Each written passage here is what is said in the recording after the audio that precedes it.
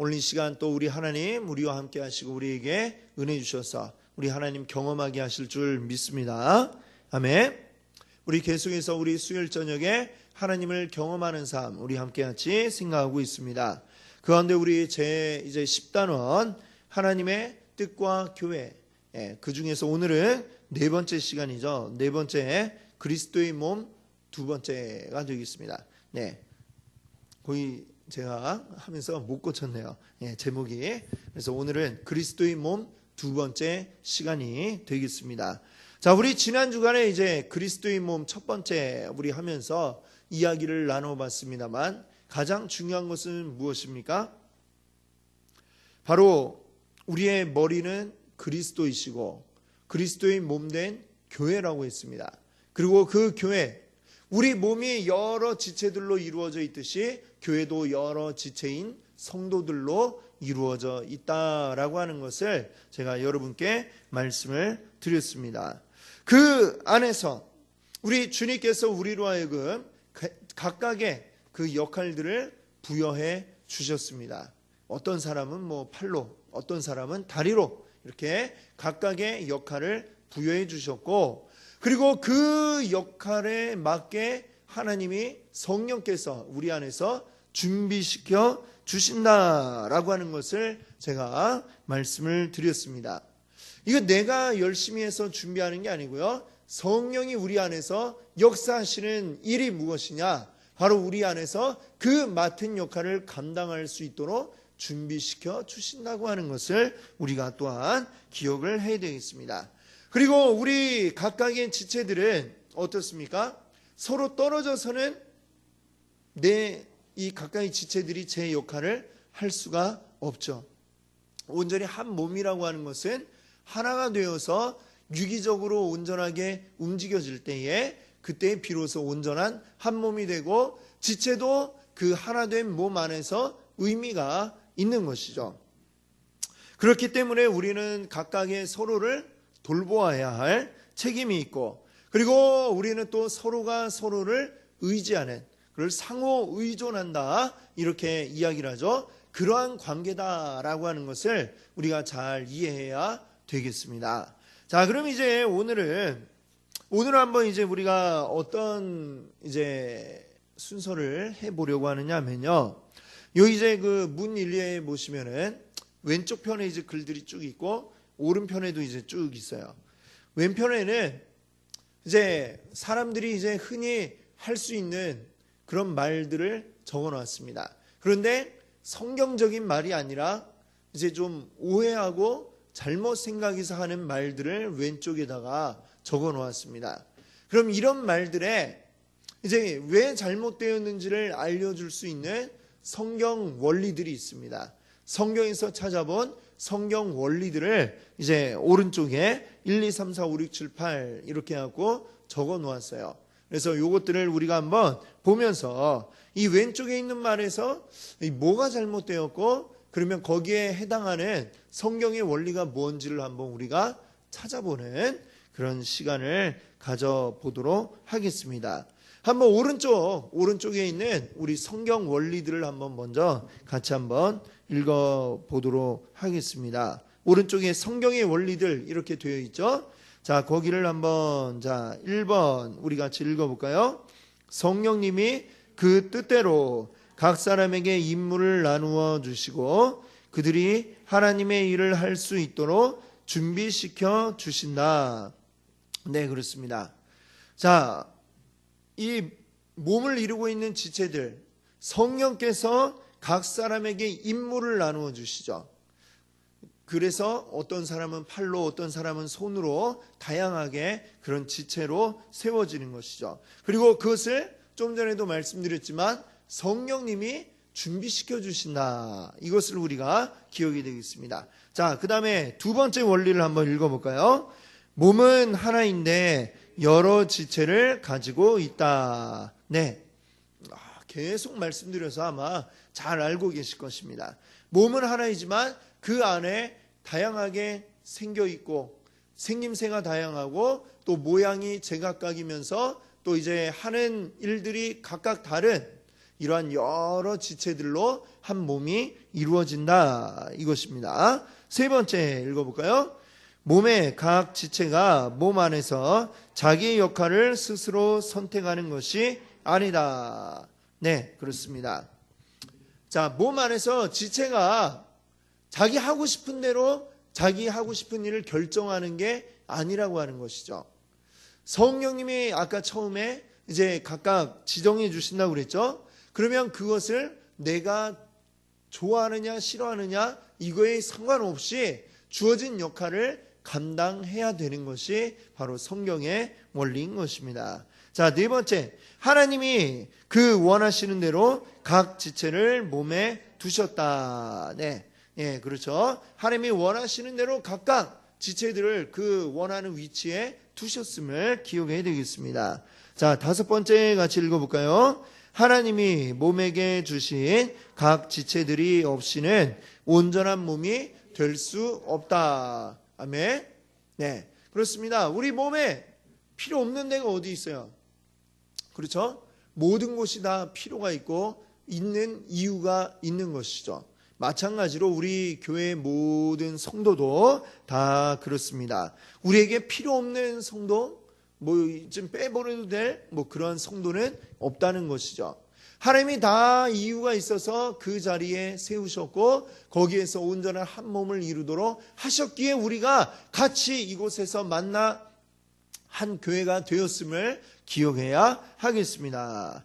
자, 여섯 번째, 각 지체는 서로를 필요로 한다. 아멘. 그렇습니다. 좀 전에 말씀드린 그러한 이유 때문에 우리는 서로가 하나가 없어지면 온전한 몸이 될 수 없어요. 그렇기 때문에 우리 몸은 서로가 서로를 필요로 합니다. 서로가 없으면 안 되는 꼭 필요한 그런 존재들이기 때문에 서로가 서로를 필요로 하죠. 자, 그리고 필요로 하면서 동시에 우리는 어떻게 해야 됩니까? 일곱 번째 같이 읽어볼까요? 몸 가운데에는 분쟁이 없이 하나가 되어야 한다. 아멘. 우리 몸은 분쟁이 없이 하나가 되어야 합니다. 발이 싸우고 몸이 싸우고 팔이 각각 제각각 제 마음대로 움직이면 어떻게 될까요? 그 인형극 가운데에 보면 그런 거 있죠. 이렇게 위에서 줄을 매달아 갖고 이렇게 움직이면 사람처럼 이렇게 움직이는 그런 꼭두각시 인형 아시죠? 예. 근데 이게 아주 능숙하게 잘하는 사람들은 정말 잘 움직이는데 능숙하지 않은 초보자 그걸 이렇게 막 이렇게 움직이면 어떻습니까? 집 못 때려죠. 팔이 가만히 있어야 되는데 막 팔이 움직이고 다리가 또 있어야 되는데 가만히 있어야 되는데 다리가 움직이거나 막 서 있어야 되는데 주저앉고 이렇게 되어버리는 것처럼 몸 가운데 분쟁이 일어나게 되면 그렇게 되는 것이죠. 제대로 움직일 수가 없습니다. 그러면 제대로 움직이지 못하면 아무런 일도 할 수가 없는 것이죠. 그래서 우리는 분쟁이 없이 이 몸된 우리 교회의 성도들은 하나가 되어야 하는 줄 믿습니다. 아멘. 자, 여덟 번째 같이 읽어볼까요? 각 지체는 서로 똑같이 걱정해주고 돌봐주어야 한다. 아멘. 우리 서로는 서로를 필요로 하는 존재이기 때문에 또 하나라도 없어서는 안 되는 그러한 존재들이기 때문에 서로 걱정해주고 돌봐주는 이런 상호 책임이라는 걸 말씀드렸는데 그것이 우리 안에 있어야 하는 줄 믿습니다. 아멘. 자, 우리가 이제 보았습니다. 이 성경의 원리들을. 자, 그러면 옆에 있는 말들을 한번 우리 보겠습니다. 한번 A. 자, 우리 교회에 더 이상 출석하지 않는 사람들의 이름을 출석부에서 빼버립시다. 출석부를 정돈하는 의미에서 점점점 이랬죠. 이런 이야기 많이 들었을 법도 한 그런 이야기죠. 특히 이제 이제 주일학교나 이런 데서는 이제 한 번 왔다가 안 오는 친구도 있고 그러니까 연말 되면은 내년에 이거 쫙 또 빼버립시다. 이런 이야기를 예전에 했던 그런 기억도 있긴 있네요. 자, 근데 이 말이 과연 올바른 말일까요? 온 지 한참 됐는데 그냥 빼버립시다. 자, 이렇게 이야기하는 게 합당할까요? 그러면 합당하지 않다면 자, 옆에 어떤 성경의 원리를 가지고 이렇게 얘기하는 A라고 하는 사람이 있어요. 우리 빼버립시다 이러면 우리는 그분에게 어떤 이야기를 해줘야 될까요? 성경 속에서. 자, 한번 5번 한번 보세요. 5번 한번 읽어볼까요? 하나님이 몸에게 주신 각 지체들이 없이는 온전한 몸이 될 수 없다. 예, 이게 좀 어울리는 말씀 같죠? 또 6번도 한번 볼까요? 각 지체는 서로를 필요로 한다. 그렇습니다. 자, 우리가 지금 이 이야기를 할 때에 우리가 먼저 점검해 봐야 하는 것은 지금 이제 안 나온 지 한참 된 그 사람들, 지금 이 빼버릴까요 말까요 얘기하는 이 사람들이 먼저 지금 그들이 우리와 같은 그리스도의 몸에 속한 이 공동체의 일원인가 하는 것을 우리가 기억을 해봐야 되겠습니다. 말 그대로 어쩌다 한번 딱 왔다가 뭐 이렇게 이름 적고 사라져간 이런 사람일 수도 있고, 아니라면 우리 가운데 열심히 있다가 뭐 어떤 이유로 인해서 이제 오지 않는 이런 또 믿음의 형제 자매들이 있을 수도 있겠죠. 그걸 우리가 일단은 구분을 해봐야 되겠죠. 그러면 자, 우리와 함께 했던 한 몸이었던 자가 지금 어떤 이유인가에 의해서 이제 마음에 상처를 입고 교회에 출석하지 않고 있다라고 한다면 그 기간이 오래되었다 할지라도 어떠해야 되겠습니까? 그에 대한 우리의 마음을 이제 끊어버려서는 안 되는 것이죠. 아, 내 몸에 이게 뭐 팔이 제대로 말을 안 들어서 뭐 제대로 움직일 수가 없다.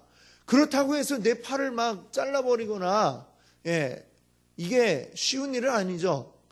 그렇죠? 그리고 대개의 경우에는 이렇게 잘 움직이지 않더라도 그냥 달고 다니는 게 우리의 보통 정서 아니겠습니까? 마찬가지로 우리 교회 안에서도 하나님이 우리에게 보내서 하나의 지체가 되게 하셨다면, 그렇다면 우리의 마음대로 그를 내치거나 뭐 이렇게 이름에서 명단에서 빼버리거나 할 수 있겠습니까? 하나님이 그를 우리로 하여금 하나가 되게 하셨으면 우리가 하나가 아니다라고 내칠 수 있는 근거가 우리에게는 없는 것이죠. 그러니까 우리는 뭐 출석부 정리하는 것도 중요하지만 그보다 더 중요한 것은 무엇이냐? 어떻게 하면 이 형제, 이 자매가 다시 우리에게 돌아와서 하나의 가족이 될 수 있을까? 한 몸이 다시 될 수 있을까? 이것을 우리가 염려하고 기도하는 것이 우리에게 더 우선되어야 한다라고 보는 것이죠.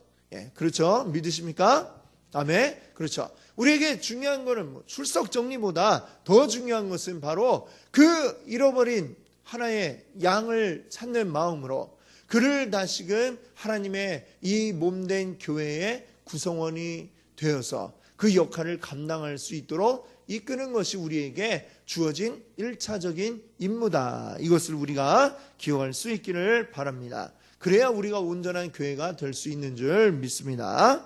자, 그 다음에 이제 B라고 하는 사람이 이제 이렇게 얘기했어요.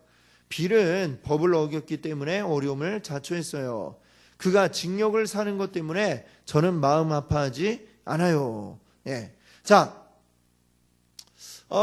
이것도 역시 뭐 말씀드렸다시피 이것이 성경적인 이야기는 아니다라는 것입니다. 그렇죠? 우리 안에 어떤 자가 죄를 짓고 감옥에 가게 되었다. 아유, 자기 죄 때문에 갔는데 라고 이제 이야기할 수 있을지 몰라요. 근데 그것 때문에 저는 마음이 전혀 아프지 않아요 라고 한다면 이게 정상적인 것인가? 그렇지 않다는 것이죠. 그렇죠? 그러면 자, 이렇게 이야기하는 B에게 우리는 뭐라고 얘기를 해줘야 될까요? 성경에서 뭐라고 얘기해 줘야 될까요? 자, 한번 1, 2, 3, 4, 5, 6, 7, 8 중에 어떤 거 얘기해 주면 될까요? 8번. 그렇습니다. 8번 같이 읽어볼까요? 각 지체는 서로 똑같이 걱정해주고 돌봐주어야 한다. 아멘. 그렇죠. 우리 지체들은 서로 똑같이 걱정해주고 돌봐줘야 할 의무와 책임이 우리에게 있습니다. 왜? 우리는 같은 한 몸이기 때문에 내 몸에 어딘들 안 아프고 신경 안 쓰일 곳이 어디가 있습니까? 그렇죠? 저 발가락 끝에가 못에 찔려도 얼마나 아픈지 모릅니다. 그렇죠?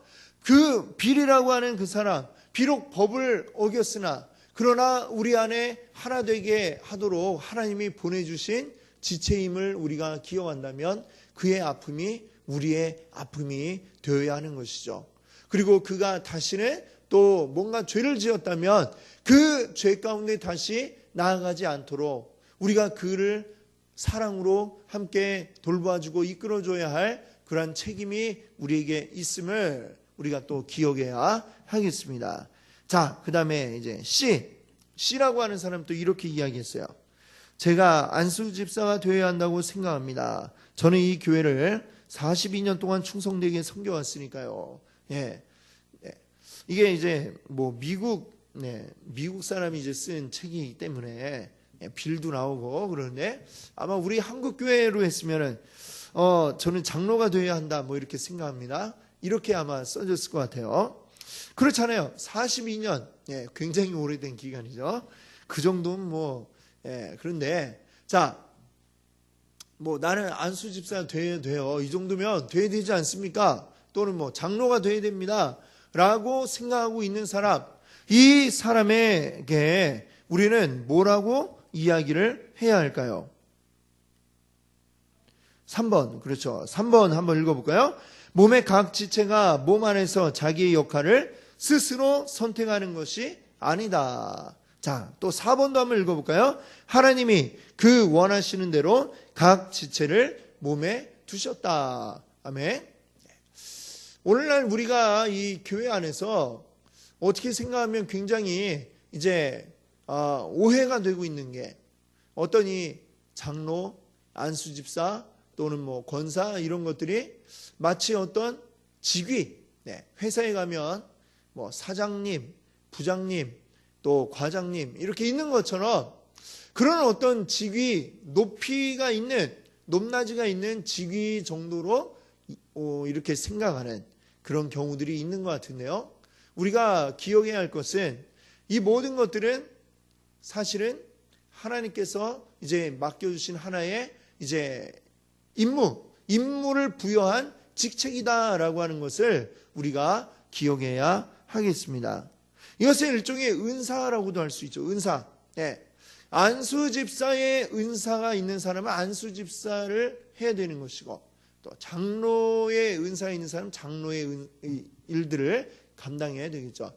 그 장로라고 하는 게 우리 교단 헌법에도 이제 나와 있습니다만 사실은 이제 목사도 장로의 이제 하나입니다. 어떤 장로냐? 목사는 강도 장로다 이렇게 얘기를 해요. 강도라는 게 말씀을 전하는 그러한 이제 장로의 역할이다. 목사는요. 그러면 이제 시무 장로는 뭐냐? 이제 양떼를 돌볼 그러한 책임을 가지고 있는 그러한 자들을 이제 장로라고 이야기를 하는 것이죠.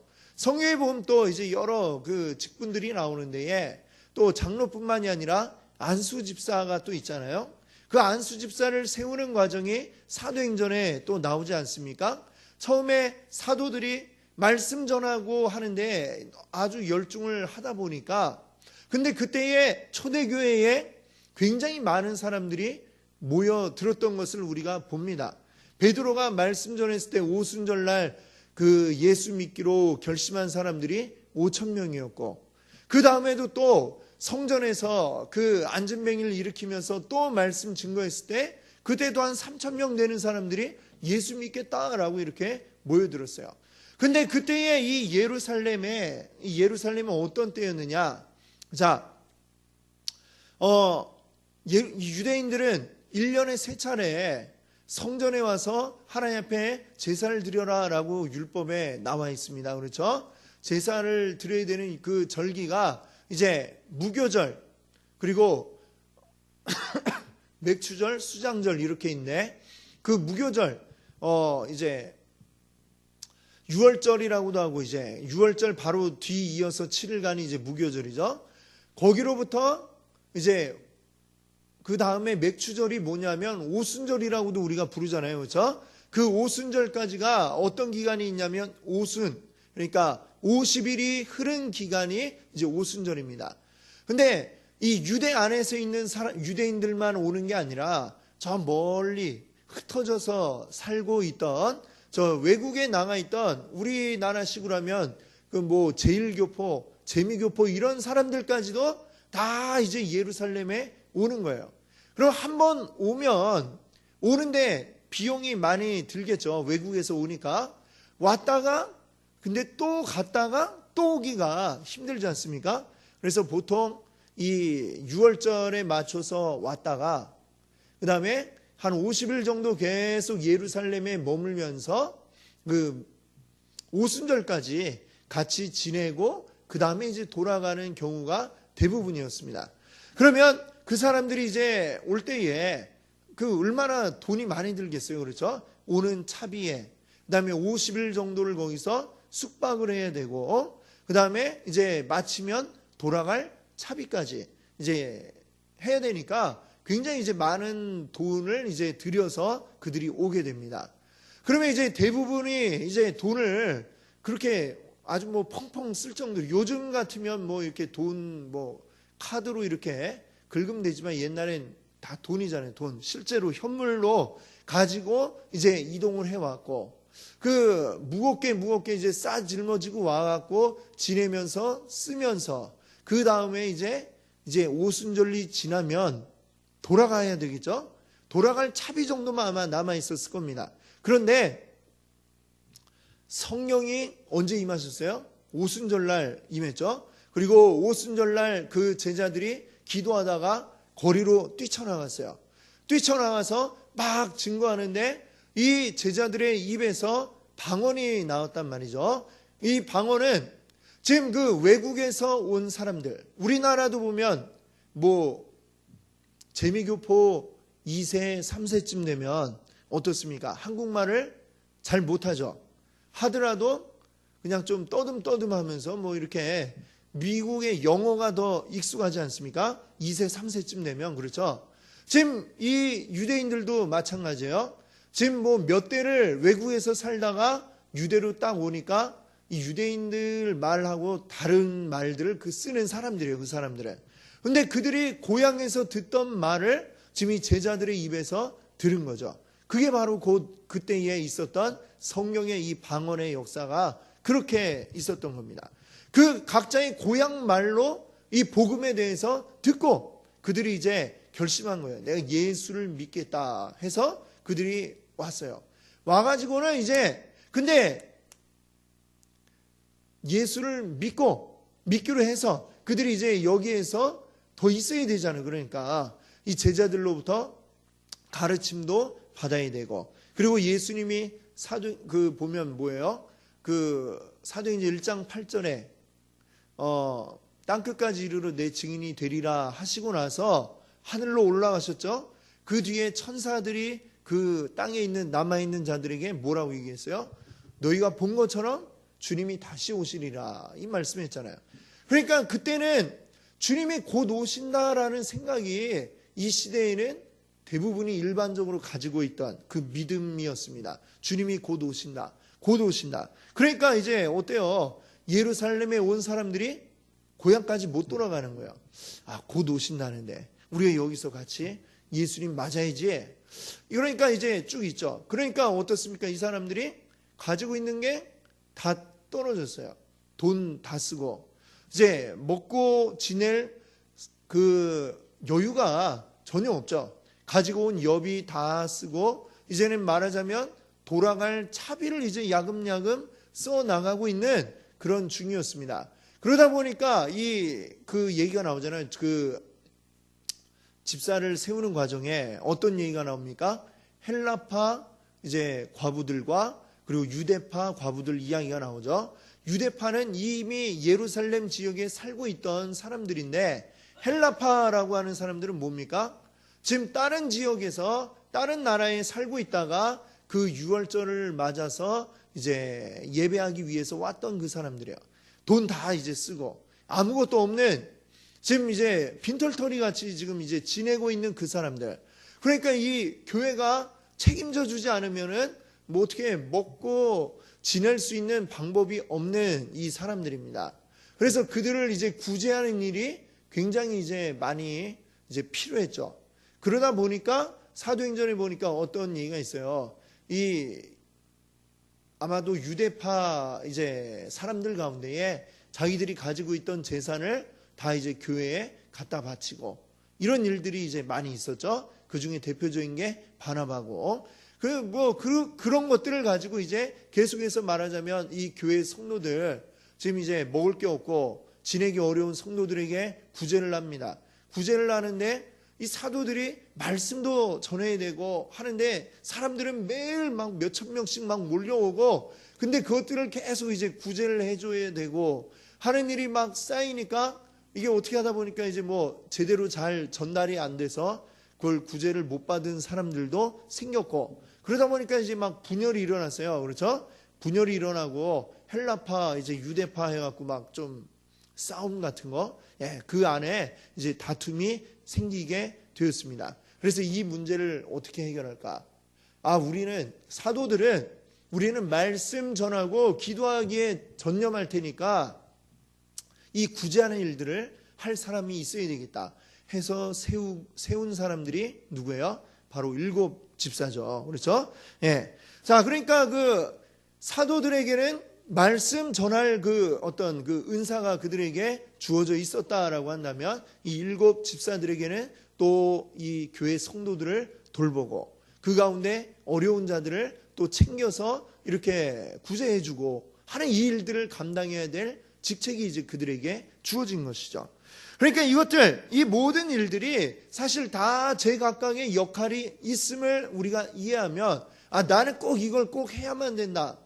이게 아니라 하나님이 지금 나에게 맡겨주신 게 무엇인가를 먼저 우리가 기억하고 그것을 하기 위해 힘써야지 어떤 이 교회 안의 직분을 뭐 계급인 것처럼 이렇게 오해하는 것은 바른 성경적인 게 아님을 오늘 우리가 기억해야 하겠습니다. 자, 이제 또 보면 이제 비슷한 경우인데 D라고 하는 사람이 이제 뭐라고 얘기해요? 나는 주일학교 교사를 시켜주지 않으면 아예 교회도 안 나오겠어요. 이런 사람이 어떻게 보면 좀 많이 필요한데. 근데 이제 이 잘못된 거죠. 왜 잘못된 겁니까? 내가 원하는 어떤 일, 그거 나 시켜주지 않으면 나는 안 할 거예요. 라고 지금 이야기를 하고 있습니다. 교사뿐만이 아니라 이 교회 안에서 내가 남들의 눈에 잘 띄는 어떤 거, 그거 내가 하고 싶은데 이거 안 시켜주면 나는 아예 교회도 안 나올 거예요. 라고 지금 이제 위협 아닌 위협을 하고 있죠. 자, 이런 경우들도 종종 교회 안에 이런 분들도 보게 됩니다. 이런 분들에게 자, 성경의 원리 무엇을 이야기해 줄 수 있을까요? 1번 같이 읽어볼까요? 성령님이 그 뜻대로 각 사람에게 임무를 나누어 주시고 준비시켜 주신다. 자, 아멘. 하나님이 우리 각자에게 적절한 것들을 우리에게 분배시켜 주시고 그것을 할 수 있도록 우리에게 준비시켜 주신다는 이 사실을 우리가 기억해야 되겠습니다. 또 3번도 한번 읽어볼까요? 몸의 각 지체가 몸 안에서 자기의 역할을 스스로 선택하는 것이 아니다. 자, 내가 뭘 해야 되는지 내가 선택하는 게 아니고 누가 선택해요? 하나님이 선택하셔서 하나님이 그 일을 하도록 우리에게 감당할 수 있도록 또 성령님이 준비시켜 주신다는 사실을 우리가 알아야 되겠습니다. 나 이거 아니면 안 해요. 이런 것은 어떻게 보면 아이처럼 떼쓰는 거다라는 것이죠. 자, 이라고 하는 사람이 이제 뭐라고 얘기하냐? 저는 다른 교인들이 어떻게 생각하는지 상관하지 않아요. 하나님이 그들을 인도하시면서 제게 이 직분을 맡기라고 하셨다 해도 저는 그런 직분을 맡아본 일이 없고 할 수도 없다는 것을 알고 있어요. 제게는 필요한 은사가 없어요. 이런 분도 있죠. 이 위에 D처럼 얘기하는 나는 이거 해야 돼요 라고 하는 사람이 있는가 하면 뭐 하라고 해도 난 이거 못해요. 나 이거 안 해봤어요. 이러면서 못한다고 하는 사람이 또 있어요. 자, 모세가 그랬죠. 모세한테 하나님이 뭐라고 하셨어요? 자, 너는 애굽으로 가서 바로에게 가서 내가 전한 말을 일러라. 이렇게 얘기를 했는데 모세가 아우 저 입도 뻣뻣하고 혀도 뻣뻣하고 말도 못해요 이랬죠. 지금 딱 이러한 경우에요. 이와 같은 사람. 자, 이 사람에게 뭐라고 얘기할 수 있을까요? 1번을 얘기해 주면 될 것 같아요. 그렇죠? 자, 성령님이 그 뜻대로 각 사람에게 임무를 나누시고 그들이 하나님이 할 수 있도록 뭐 하신다고요? 준비시켜 주신다. 아멘? 예. 하나님이 우리에게 준비시켜 주십니다. 하라고 하셨으면 그거 할 수 있게 또 우리에게 준비시켜 주신다는 이 사실을 우리가 기억할 수 있기를 바랍니다. 자, F라고 하는 사람도 이렇게 얘기해요. 자, 그 10가정이 동의할 수 없다면 그건 그들의 사정입니다. 이 교회에서는 다수의 의견을 존중합니다. 그들이 우리가 하는 일을 좋아하지 않으면 다른 곳으로 가면 됩니다. 이렇게 얘기했어요.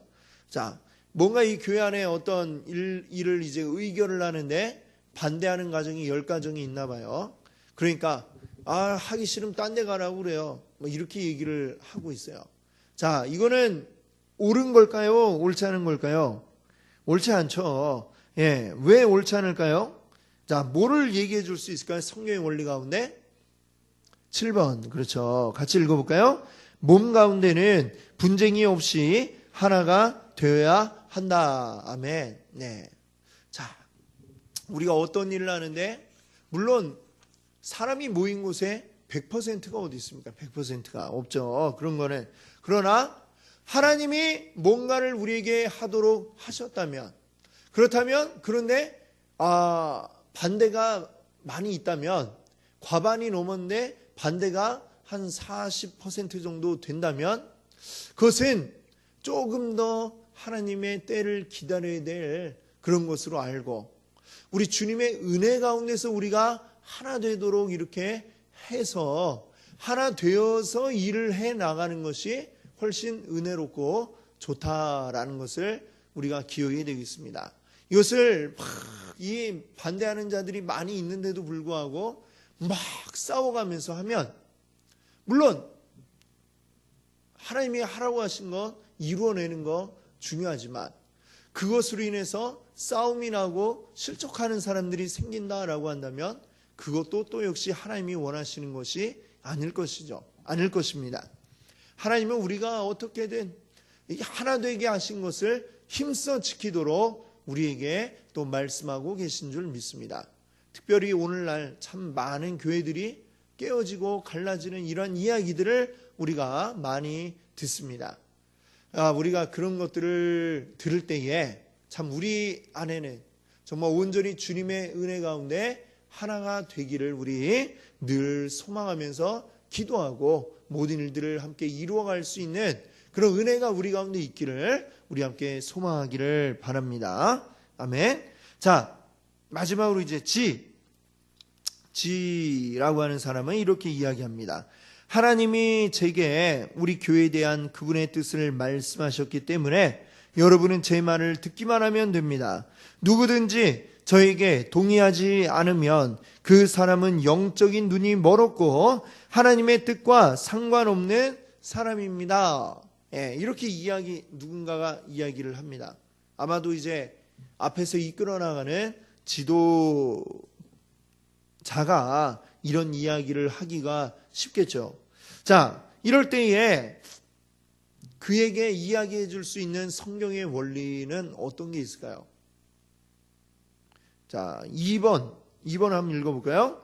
몸은 하나인데 여러 지체를 가지고 있다. 예, 그렇죠. 무슨 얘기입니까? 우리 안에 어떤 한 사람에게만 이제 뭔가를 이제 하나님이 말씀하셨겠는가 생각해 보면 교회는 하나의 몸인데 어느 딱 한 지체만이 그 모든 걸 알고 그것을 이끌어갈 수는 없다는 것이죠. 우리가 하나가 되어서 여러 지체들이 함께 그것을 이루어 나가는 것임을 기억해야 되겠습니다. 자, 5번도 한번 읽어볼까요? 하나님이 우리 몸에게 주신 각 지체들이 없이는 온전한 몸이 될 수 없다. 아멘. 그렇죠.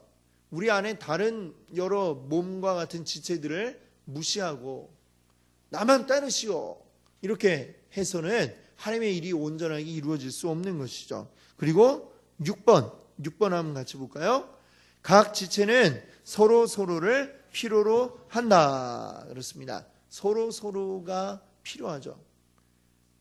몸 가운데 어떤 거 하나만 제일 중요해 갖고 이루어질 수는 없는 것이죠. 가장 중요한 건 머리인 우리 그리스도. 그 외에는 다 동일한 지체들인 것을 오늘 우리가 기억할 수 있기를 바랍니다.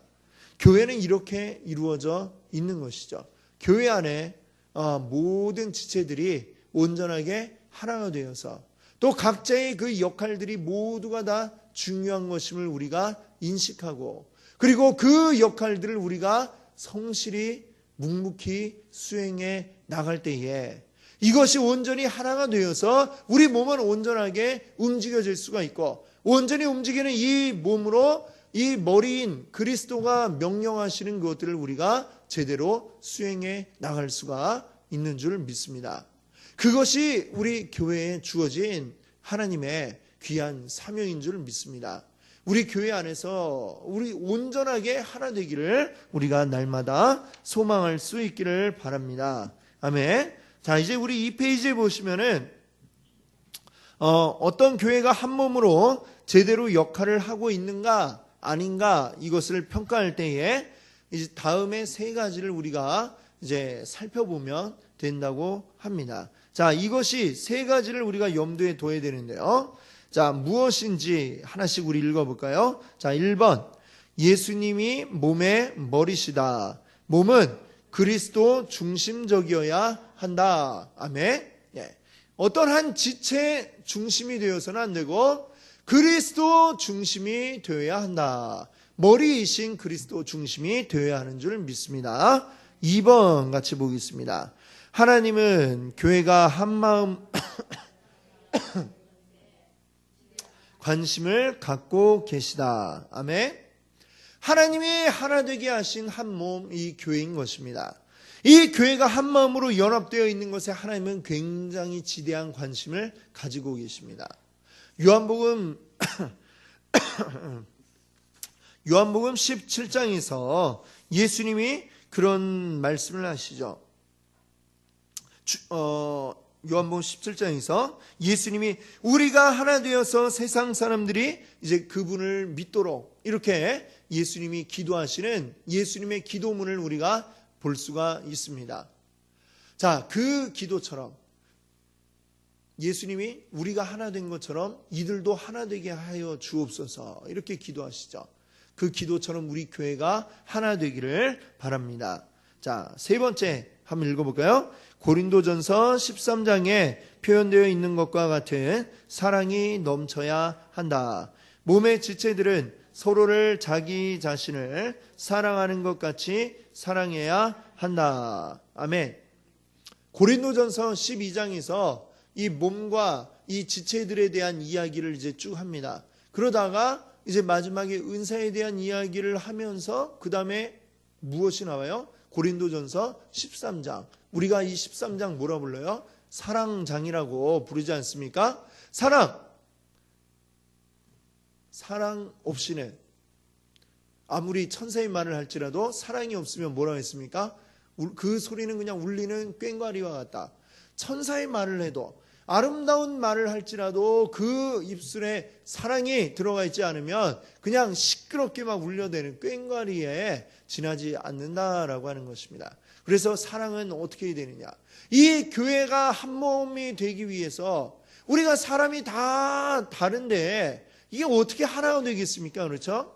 하나가 되기가 사실은 굉장히 어렵죠. 인간적으로 보면 이거 하나 되기 어려워요.